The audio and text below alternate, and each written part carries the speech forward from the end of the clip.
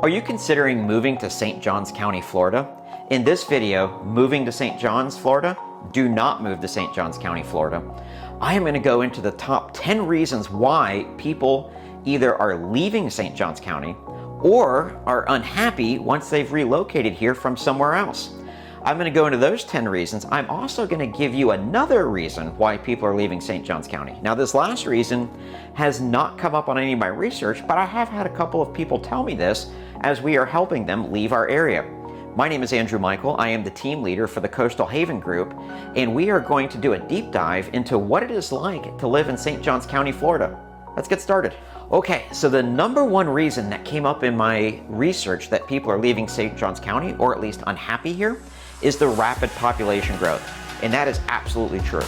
My wife Lindsay and I moved here 10 years ago from Fort Lauderdale, Florida, where we had grown up and lived most of our lives. And when we first got here in 2014, it was much more rural than it is now. In the 10 years since we got here, there has been construction and housing complexes and everything all over the place. Also, traffic has gotten worse too.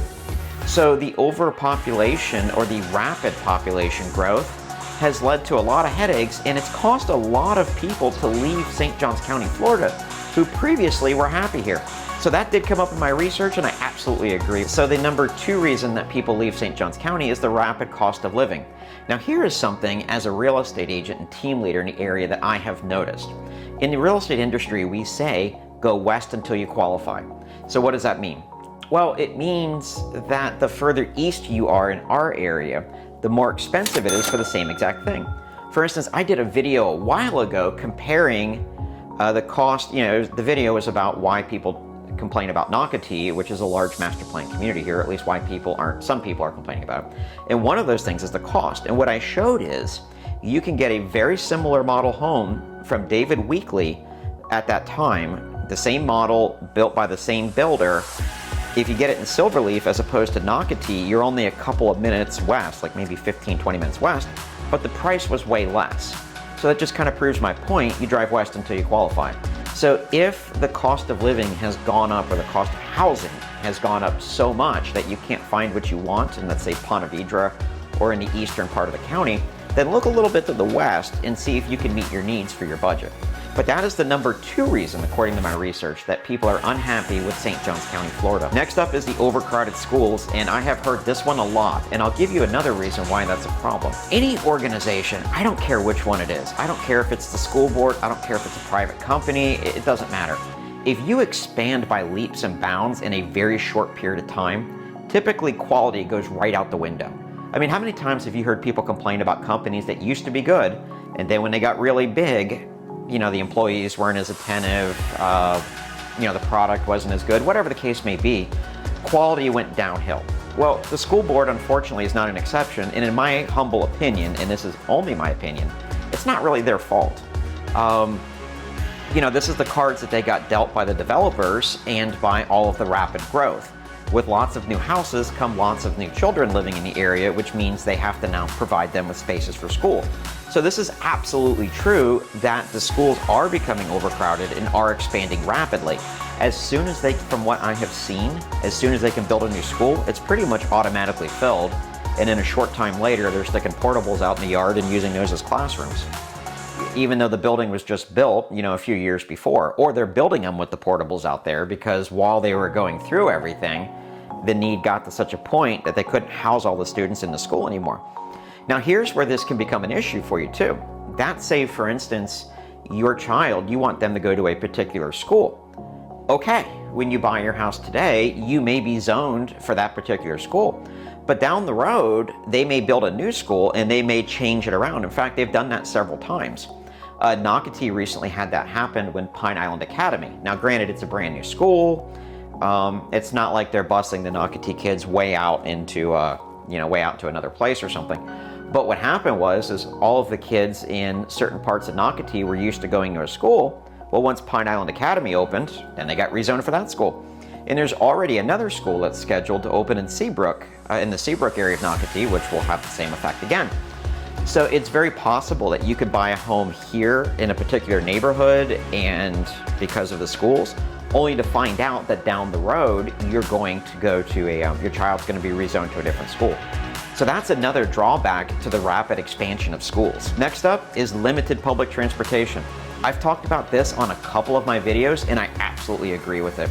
St. Johns County, Florida does not have the public transportation that is common up north, particularly in the Northeast. If you live here, you're going to need a car. I've talked about it before, but I have a very close friend of mine. He lives in Washington, D.C. He has a car, but he almost never drives it. Why? Well, because where he lives, he jumps on a subway in D.C., or he goes, or takes a, whatever, usually takes a subway. But there's really no reason for him to drive his car around D.C., or very few reasons. It's only when he's going outside of the city that he needs it. In St. Johns County, Florida, that is probably not going to happen. Best case, so public transportation, it exists, but it's really not a thing. I would assume if you move here, you're going to be driving every day for your day-to-day things, your day-to-day goods, your work, all that kind of stuff. The one exception, and it's still not public transportation, but some of the master plan communities do have a lot of the medical, they do have a lot of the shopping and everything in the community. So if that's the case, depending on where you live, you might be able to ride a bike, or you might be able to take your golf cart, if that's something you'd rather do. But those things are still not public transportation, and I absolutely agree with what it's saying. If public transportation is a big deal for you, St. Johns County, Florida is probably not going to work. Okay, next up, number 5 is the seasonal tourist influx. I don't think that this is really going to affect the vast majority of people who live in St. Johns County, Florida, and here's why. Yes, when the Night of Lights comes to St. Augustine, it is a zoo trying to get through the city, especially at night, because of all the tourists who come to see it. And they should, it's beautiful. We love going there. My wife, one of her favorite places is the Teeny Martini Bar. It's really nice. It's right on the bay there. You can kind of see the fort. It's a lot of fun. But yes, tons of tourists do come, and traffic is terrible. But the thing is, almost nobody lives in the historic district of St. Augustine. I mean, most of us live outside of that. Like if you left the historic district, went about 15 minutes north, that's where I live. So if I want to leave my house, I want to go to the beach, I want to go to Jacksonville, I want to go to, wherever, the seasonal influx of tourists doesn't really affect me. So the only way, and the same thing if you build in Nocatee, Silverleaf, or really just about anywhere else that I can think of, the influx of tourists doesn't really affect you that much. The only time it does is, in my opinion, St. Augustine, the historic district, maybe St. Augustine Beach, but again, I don't really think that the influx of tourists during the tourist seasons is really that big of an influence. In fact, now that I think about it, it is more of a thing in like Crescent Beach, St. Augustine Beach, which is the south part of the county. In that area, it kind of does. But in where most of the areas where most people in St. Johns County, Florida, I don't really think it's going to affect your day-to-day life. Next up is hurricane risk. This one didn't make any sense to me at all, quite frankly. Well, not much sense to me. And the reason for that is we hardly ever get hit with hurricanes in St. Johns County, Florida. In fact, the last time we did, I think it was in the 1960s, maybe the 1970s, but it has been decades since we got hit with a hurricane. Now, don't hear me say it'll never happen again. I'm not saying that, because whenever the last one was, at that time people were saying, oh, well, it hasn't been however many decades before that probably. So at some point we will get hit. But as someone who, I used to live in Fort Lauderdale, I have been through several hurricanes when I lived down there. In fact, I was a deputy sheriff, so I was a lot of times out in the hurricane when it was hitting. Just don't want to go into that. That's a whole nother video. But anyway, long story short, we really don't get hit with them here.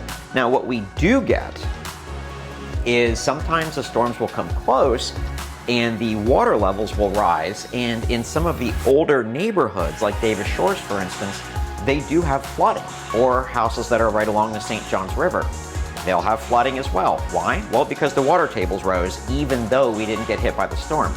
Now, if you're purchasing a home that's in a flood zone that starts with an X as an X-ray, or X-ray Sierra as an XS, then you're probably not going to be affected by these things. We built our house in 2014. We are in flood zone X. We've had, I want to say 2 or 3 hurricanes that kind of came near the area. One in particular did affect the water levels, and some of my friends who live in Davis Shores, Fulano Beach, places like that, they did experience some flooding, but it didn't affect us at all. I mean, yeah, like I said, it was just a normal day just without work. So depending on where you live in St. Johns County, you know, the hurricanes here really aren't that big of a thing. Now, I'm not saying don't prepare for them. I'm not saying don't have supplies on hand. I do, even though I just said what I just said. But still, it's just really not as big of an issue as currently is for people who live on the Panhandle or maybe down in Naples and places like that. Number 7, according to my research, was limited nightlife and entertainment. That one I have to agree with. I am in my late 40s. I'm married. I'm raising kids. If I were in my early 20s, I would probably be bored out of my mind where I live now. In fact, I wouldn't live here. It's like today, after we get done doing this video, I'm going to take the kids. I'm going to go with a buddy of mine down the street. He's going to take his daughter, and we're going to go down to the alligator farm in St. Augustine. After that, we may hit the historic district. So if you're into that kind of family-friendly, you know, that sort of thing, then yes, St. Johns County is awesome. There's tons of stuff for you and your family to do. On the other hand, like if you live in Miami and you want to go to Club Space or something like that, which I've never been there, but it was a big thing when I lived in South Florida. Yeah, this may not be the place for you. And I'm not saying you can't live here. You can live wherever you want. It's a free country. But I do agree with that reason. If you're coming looking for like wild nightlife, and if you're coming looking for like trendy clubs and all that stuff, I don't know that St. Johns County, Florida is really going to be the right fit for you. I talked about this in another video, but a few anniversaries ago, Lindsay and I, we wanted to go out for anniversary, but we didn't want to go too far. So my parents watched the kids. We went and stayed in a bed and breakfast down in the historic district, which, by the way, if you're visiting St. Augustine, it's not what this channel's about, but if you're visiting St. Augustine, absolutely go stay at a B&B in the historic district. It's a lot of fun. But anyway, so we go, we check in our room, you know, whatever. We go out, and about 9 o'clock at night, everything was winding down. So there really wasn't anywhere to go. Now, there may have been a few places open, we just didn't find them. But there was really nowhere to go after 9 o'clock at night. Now, something around that time period. If we were in Fort Lauderdale or Miami or Tampa or, you know, wherever, it would have been just getting started. So if you're into nightlife, if you're into, you know, that sort of thing, you know, St. Johns County may not be the place for you. Number 8 that came up on my research, environmental concerns. I think what they're saying with that is, you know, they're used to a more rural lifestyle, and now all of a sudden, all these master plan communities and all these commercial buildings and roads are being extended. All that's going away, and St. Johns County is losing some of its natural feel. I grew up with that in Broward County, Florida, and yeah, when I was a small child, I mean, the city of Fort Lauderdale was there, obviously. But you go outside of that, you went into Coral Springs, Plantation, you know, places like that. There was a lot of U-pick farms and just open fields and more rural. And then by the time we left there in 2014, I mean, there's traffic lights every 10 feet, there's buildings everywhere, there's hardly any green space. So I can kind of see where they're coming from. However, what I will say, watching St. Johns County develop for the last 10 years, is they actually do a much better job today than they did back then. This is just my opinion. And the reason for that is there is a lot of green space set aside. Like even Nocatee, with its thousands of homes, still has a lot of green area set aside. Silverleaf should be similar. A lot of St. Johns County, so it still has some of that rural feel. Now that being said, if what you're looking for is, you know, like the 1 or 2 acre yard, you know, the more rural cow pasture, stuff like that, if you want to live in St. Johns County, the Hastings area, it's just not a city, it's an unincorporated district. It used to be a city, but it ended up folding, which again is another whole video in and of itself. But it ended up folding into the county, so now it's an unincorporated area. And in my opinion, you can find homes there in a more rural setting. You know, 1 acre plus yards, that kind of thing. And it's for that same thing, it's going to be priced way less, especially than the northeast part of the county. So if rural living is something you're kind of looking for, then that may be something to consider, is the Hastings area of St. Johns County, Florida. Okay, next up, number 9 is access to healthcare. I think that may have been true a few years ago, but it is definitely not true now. Why do I say that? Well, when we first moved here in 2014, you know, there was Baptist South, which was in South Jacksonville, that was really the only hospital, and there's a few doctor's offices here and there spread throughout the area. But that has changed, and the reason that has changed is because there's so many people moving here. So if you were to live in Nocatee, for instance, there's two huge complexes there that are nothing but medical, well, almost nothing but medical there. And so chances are you really wouldn't have to leave Nocatee for a doctor if, unless you were going to like the emergency room or something. And even then, it's not far away. Also, over the years, what has happened is outside of Nocatee, there's been other medical facilities that are being opened. They just opened one over by the St. Augustine outlets on the east side of I-95. I think it used to be a field. They're doing a lot of stuff over there, but one of the things that they just did is they opened, it's an emergency room, and I believe some doctor's offices are there. I haven't been inside of that one, and it has a pediatrician emergency. I don't think it's for like deadly emergencies. I think it's for like, hey, I broke my arm, or hey, you know, I need to go to the emergency room, but I'm not necessarily going to die. I think that's what that one's for. I could be wrong, but there's way more medical here now than there was. Everything from doctor's offices to emergency, to satellite hospitals, to real hospitals, like big ones, like for life and death emergencies. We have way more of those now than we ever used to have before. So I don't agree with what came up as number 9 in my research.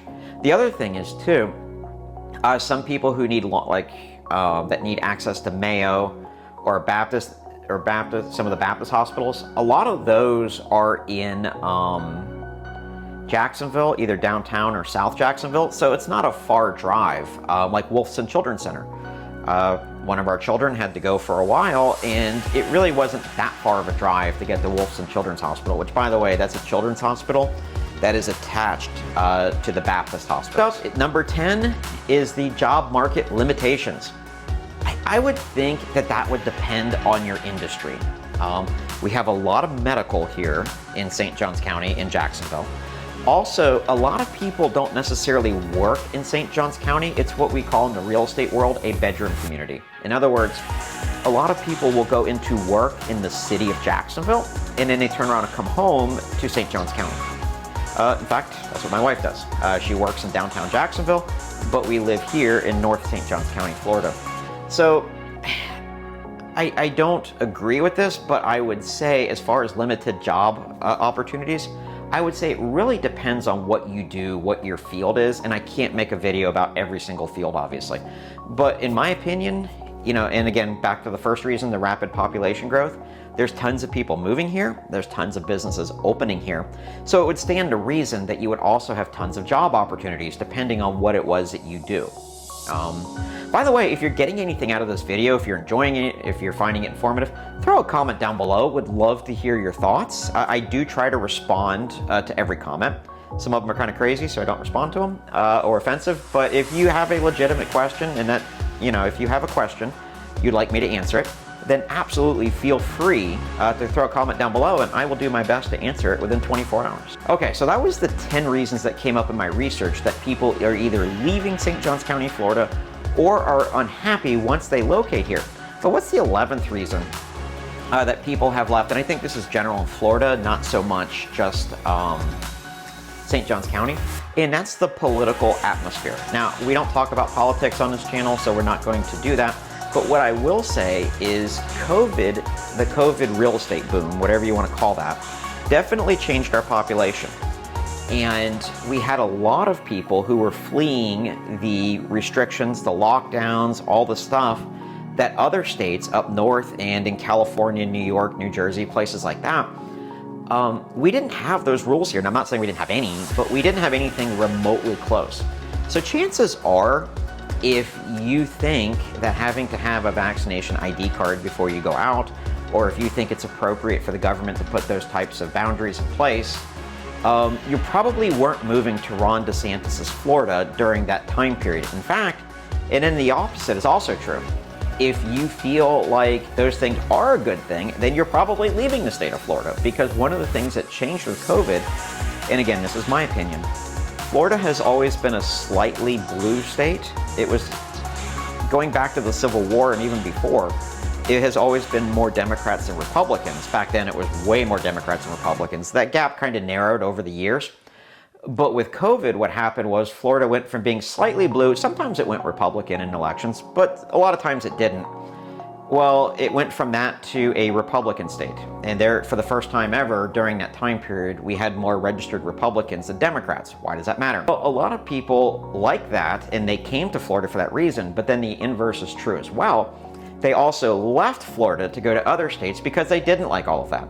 I don't want to get into it, but I have had people say, and again, I don't want to say exactly what they said because it's not we don't talk about politics here. There's plenty of other channels for that. But I do think that the political nature of Florida has changed in the last couple of years, and as a result, some people who were not tied here by their work or their family or something like that, the kind of people who could live anywhere, some of them who do not align with those political beliefs did leave the state. And I do know that for a fact. I've worked with those people and helped them move out of the state of Florida so they could be happy somewhere else. Thank you so much for watching.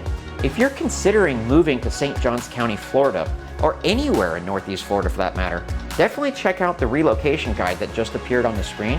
We've put that together based on all the questions and all the ways we have helped buyers with relocating to Northeast Florida over the past 10 years. It's a free resource and it's there for you. So click on that link, register for it, and we will definitely get that to you ASAP. Also, if you want to reach out directly, feel free to do so. My team and I would absolutely love to help you find the perfect home and make your transition to Northeast Florida and St. Johns County a smooth one. My name is Andrew Michael. I appreciate your time, and I look forward to seeing you on the next video. Take care.